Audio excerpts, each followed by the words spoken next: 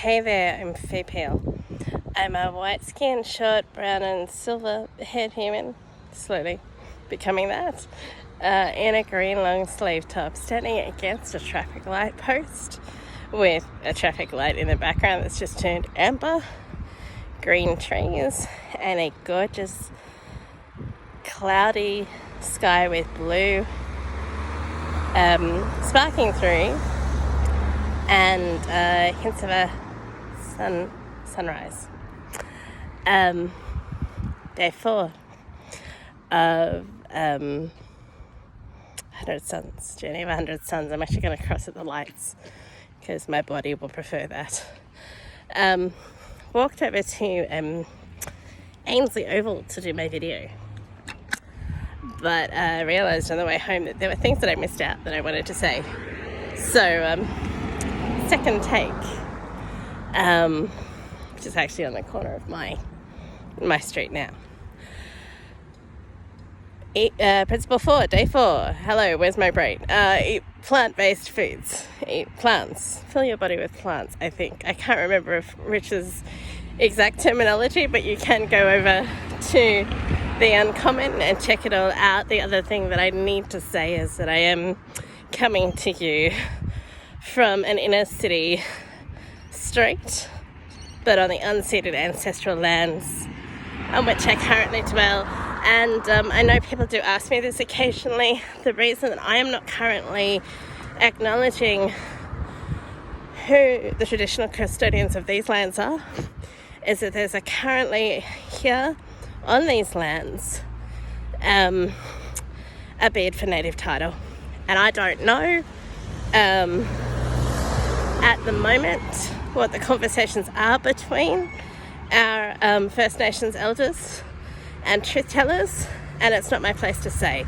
So until there is a formal decision, hopefully that comes from the First Nations elders and is simply ratified, I guess, by our territory government. Well, it shouldn't be that way, but that's, I think, the way that it works. I won't be acknowledging the people groups. I will let our First Nations leaders speak for themselves in that space. Anyway, back to filling your body with plant-based foods. This is Rich's 4th principle on the journey of 100 suns, and I want to share you a little bit about my journey with that.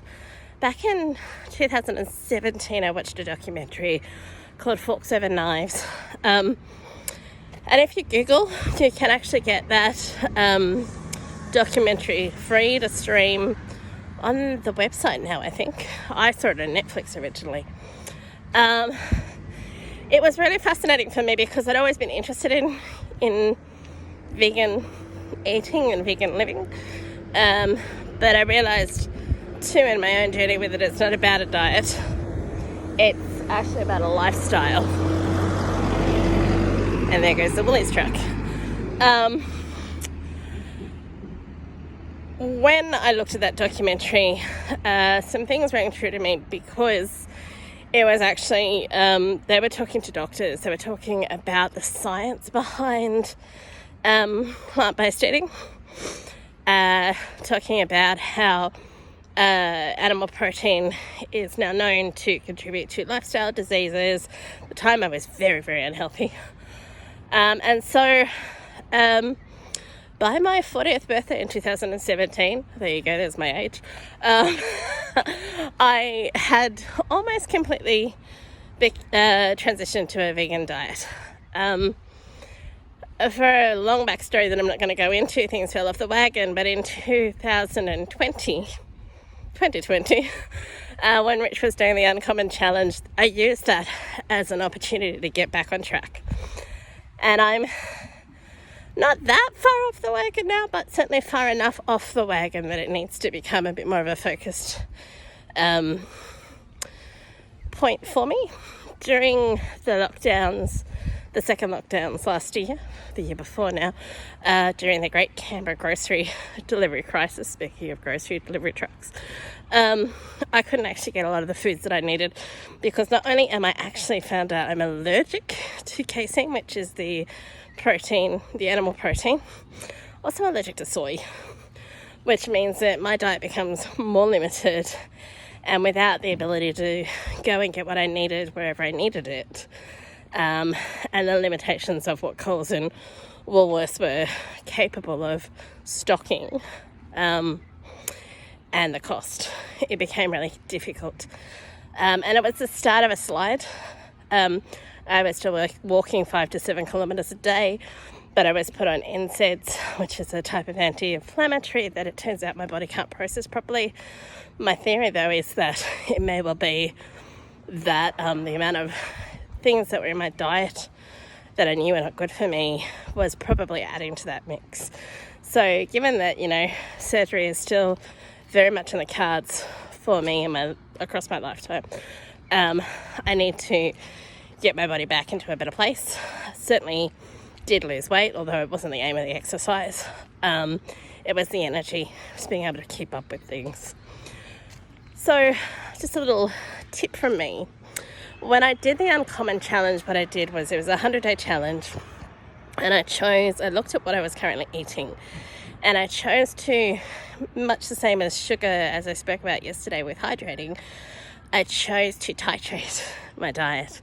So I think in the first 20 days, even though I knew I was allergic to dairy, I was still sneaking in chocolate and yogurt and stuff. So the first 20 days, I gave up the dairy. And then on the 20th day, I just had a little, one final thing. My final, goodbye to that part of the diet that I currently had. I think the second 20 days, I dropped processed foods, wanting to create more of my own cooking options. The third 20 days, I think it was red meats. The fourth 20 days was white meats. And then the final 20 days was eggs and bacon, because they were my favourites, always the last to go. So, but very much made a formal kind of Last Supper on the 20th day of each, saying, you know what, thank you, you've served me well, it's been a great journey, but, it's not you, it's me, I'm moving on. So, that's it from me today. Go over to the Uncommon and check out Rich and what he's doing and why he's doing it, and we'll catch you on the flip side.